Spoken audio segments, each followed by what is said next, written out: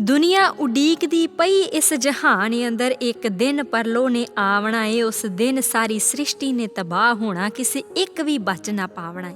ਐਸਾ ਭਰਮ ਨੇ ਘੇਰਿਆ ਮੱਤ ਨੂੰ ਕਿ ਭੁੱਲਿਆ ਆਪਾਂ ਵੀ ਮਰ ਜਾਵਣਾ ਏ। ਜਦ ਮਰਨਾ ਤਾਂ ਖੁਸ ਜਹਾਨ ਜਾਣਾ, ਤਦ ਜੀਵਨ ਪਰਲੋ ਨਹੀਂ ਤਾਂ ਖਾਵਣਾ ਏ। ਕਿ ਜੂਨ ਰਹਿਣੀ ਉਪਰੰਤ ਮੌਤ ਦੇ ਜੀ, ਜੇ ਸੂਖਮਾ ਸਿੱਖਿਆ ਨਾ ਕਿੰਜ ਸਮਾਵਣਾ ਏ, ਜੇ ਸਿੱਖਿਆ ਨਾ ਕਿੰਜ ਸਮਾਵਣਾ ਏ।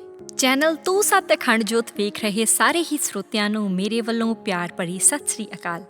ਪ੍ਰੋਗਰਾਮ ਸੁਗੜ ਵਿਚਾਰ ਵਿੱਚ ਮੇਰੇ ਅੱਜ ਬੋਲਣ ਦਾ ਪਹਿਲੂ ਹੈ ਪਰਲੋ ਆਵੇਗੀ।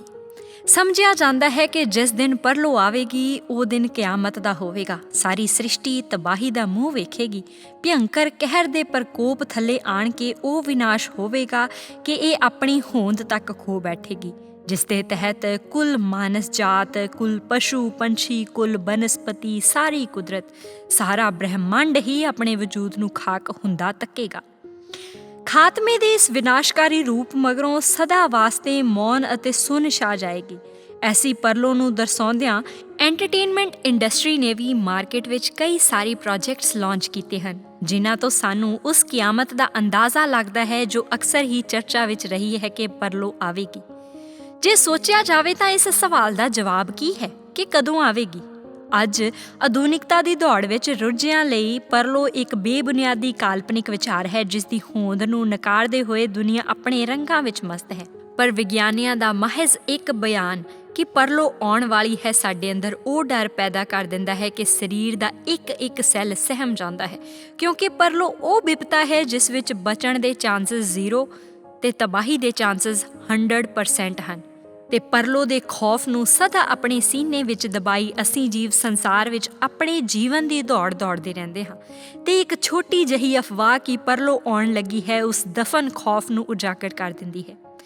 ਅਕਸਰ ਪਰਲੋ ਦੇ ਖੌਫ ਵਿੱਚ ਜਿਉਂਦਿਆਂ ਨੂੰ ਸਾਨੂੰ ਪਤਾ ਹੀ ਨਹੀਂ ਚੱਲਦਾ ਕਿ ਪਰਲੋ ਕਦੋਂ ਆ ਗਈ ਤੇ ਸਭ ਕਿਆਮਤ ਦੀ ਭੇਟ ਚੜ੍ਹ ਗਿਆ, ਕਿਉਂਕਿ ਸਾਨੂੰ ਬਾਹਰੀ ਤਲ ਨਾਲ ਜੁੜਿਆਂ ਨੂੰ ਲੱਗਦਾ ਹੈ ਕਿ ਸ਼ਾਇਦ ਬ੍ਰਹਿਮੰਡ ਵਿੱਚ ਹੁੰਦੀ ਹਿਲਜੁਲ ਤੋਂ ਅਸੀਂ ਪਰਲੋ ਦਾ ਅਨੁਮਾਨ ਲਗਾ ਲਵਾਂਗੇ।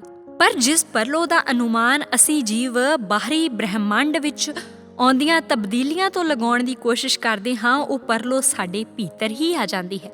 ਪਿੰਡ ਪ੍ਰਾਣ ਵਿੱਚ ਚੜ੍ਹਦੀਆਂ ਨਬਜ਼ਾਂ, ਘਟਦੇ ਸਾਹ, ਉਤਰਦਾ ਸਵਾਸ, ਧੀਮੀ ਹੁੰਦੀ ਧੜਕਨ ਉਸੇ ਪਰਲੋ ਦੇ ਲੱਛਣ ਹਨ ਜੋ ਮੌਤ ਦਾ ਰੂਪ ਲੈ ਕੇ ਜੀਵ ਦੇ ਇਸ ਬ੍ਰਹਿਮੰਡ ਰੂਪੀ ਪਿੰਡ ਨੂੰ ਤਬਾਹ ਕਰ ਦਿੰਦੀ ਹੈ। ਗੁਰਬਾਣੀ ਫਰਮਾਨ ਹੈ, ਜੋ ਬ੍ਰਹਿਮੰਡੇ ਸੋਈ ਪਿੰਡੇ। ਮੌਤ ਦੇ ਆਉਣ ਨਾਲ ਕੇਵਲ ਇੱਕ ਸ਼ਖਸ ਨਹੀਂ ਮਰਦਾ, ਸਗੋਂ ਉਸਦੀ ਪੂਰੀ ਕਾਇਨਾਤ, ਉਸਦੀ ਪੂਰੀ ਸ੍ਰਿਸ਼ਟੀ ਖਤਮ ਹੋ ਜਾਂਦੀ ਹੈ। ਕਿਉਂਕਿ ਜਦੋਂ ਇਨਸਾਨ ਹੀ ਖਤਮ ਹੋ ਗਿਆ, ਪਿੱਛੇ ਬਚੀ ਧਰਤੀ, ਕੁਦਰਤ ਦਾ ਉਸਨੂੰ ਕੀ ਲਾਭ?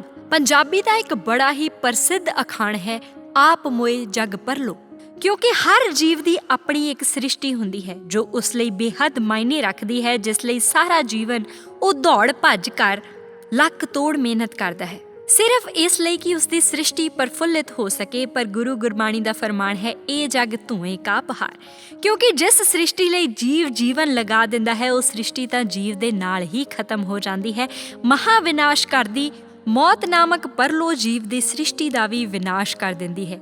ਜਿਵੇਂ ਦੀਵੇ 'ਚੋਂ ਮੁੱਕਦਾ ਤੇਲ ਉਸ ਦੀਵੇ ਦੀ ਲੋ ਲਈ ਪਰਲੋ ਦਾ ਸੰਕੇਤ ਹੈ, ਉਸੇ ਹੀ ਤਰ੍ਹਾਂ ਸਾਡੇ ਇਸ ਪਿੰਡ ਪ੍ਰਾਣ ਵਿੱਚੋਂ ਮੁੱਕਦੇ ਸਾਹ ਪਰਲੋ ਦੀ ਨਿਸ਼ਾਨੀ ਹਨ, ਜਿਸ ਦੇ ਭਿਆਨਕ ਪ੍ਰਕੋਪ ਹੇਠਾਂ ਆਏ ਜੀਵ ਦਾ ਆਪਣੇ ਕਾਇਆ ਰੂਪੀ ਸਰੀਰ, ਘਰ ਪਰਿਵਾਰ, ਰਿਸ਼ਤੇ ਨਾਤਿਆਂ ਅਤੇ ਹਰ ਉਸ ਸ਼ੈ ਤੋਂ ਜੋ ਉਸਦੇ ਜੀਵਨ ਨੂੰ ਪ੍ਰਭਾਵਿਤ ਕਰ ਉਸਦੀ ਸ੍ਰਿਸ਼ਟੀ ਦਾ ਹਿੱਸਾ ਬਣੀਆਂ ਹੋਈਆਂ ਹਨ, ਸਭ ਤੋਂ ਕਿਨਾਰਾ ਹੋ ਜਾਂਦਾ ਹੈ ਤੇ ਉਸਦੀ ਸ੍ਰਿਸ਼ਟੀ ਦਾ ਖਾਕ ਹੋਇਆ ਢੇਰ ਉਸ ਰਸਤੇ ਉਸਦਾ ਸਾਥ ਛੱਡ ਦਿੰਦਾ ਹੈ ਜਿੱਥੇ ਉਸਨੂੰ ਉਸਦੀ ਸਭ ਤੋਂ ਜ਼ਿਆਦਾ ਜ਼ਰੂਰਤ ਹੁੰਦੀ ਹੈ। ਗੁਰਬਾਣੀ ਫਰਮਾਨ ਹੈ, ਜਿੱਥੇ ਲੇਖਾ ਮੰਗੀਏ ਤਿੱਥੇ ਦੇਹ ਜਾਤ ਨਾ ਜਾਏ।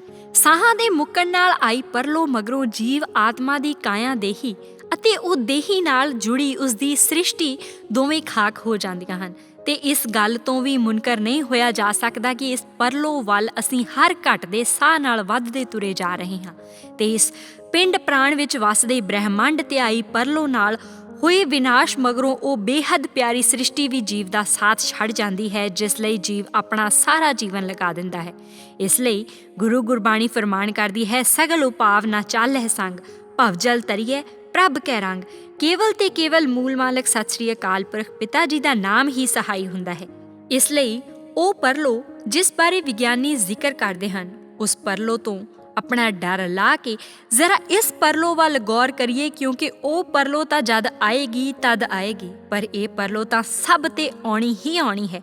ਇਸ ਲਈ ਆਓ ਇਹਨਾਂ ਸਾਹਾਂ ਦੇ ਰਹਿੰਦਿਆਂ ਭਾਵ ਕਿ ਸਾਡੀ ਕਾਇਆ ਰੂਪੀ ਸ੍ਰਿਸ਼ਟੀ ਤੇ ਪਰਲੋ ਦੇ ਆਉਣ ਤੋਂ ਪਹਿਲਾਂ ਸਾਂਝ ਉਸ ਪਰਮ ਪਿਤਾ ਪਰਮਾਤਮਾ ਨਾਲ ਪਾ ਲਈਏ, ਤਾਂ ਕਿ ਸਾਡੀ ਸ੍ਰਿਸ਼ਟੀ ਜੇ ਪਰਲੋ ਦੇ ਪ੍ਰਕੋਪ ਹੇਠਾਂ ਆ ਵੀ ਜਾਵੇ ਤਾਂ ਵੀ ਉਸ ਜਗ੍ਹਾ ਅਸੀਂ ਇਕੱਲੇ ਨਾ ਹੋਈਏ ਜਿੱਥੇ ਲੇਖਾ ਮੰਗਿਆ ਜਾਣਾ ਹੈ। ਸਾਡੇ ਸੰਗ ਉਹ ਸਾਹਿਬ ਹੋਵੇ ਜਿਸ ਦੇ ਹੁੰਦਿਆਂ ਅਸੀਂ ਲੇਖੇ ਤੋਂ ਵੀ ਛੁੱਟ ਜਾਵਾਂਗੇ। ਸੱਜਣ ਸਈ ਨਾਲ ਮੈਂ ਚੱਲਦਿਆਂ ਨਾਲ ਚਲਨ, ਜਿੱਥੈ ਲੇਖਾ ਮੰਗੀਐ ਤਿੱਥੈ ਖੜੇ ਦਿਸਨ।